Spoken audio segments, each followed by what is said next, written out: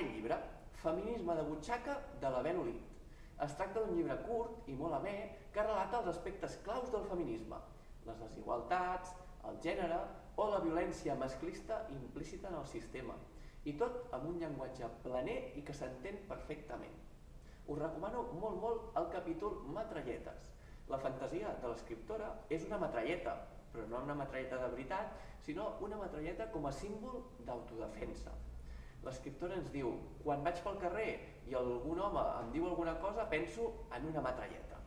Quan a la televisió pública hi ha tot d'opinadors i tots són homes, ella pensa en una metralleta. Quan acomiaden a la feina una dona per quedar-se embarassada, ella pensa en una metralleta. La metralleta com a símbol d'autodefensa. I recomano molt també el llibre als homes. Per què? Perquè el feminisme és transversal i el feminisme és molt necessari.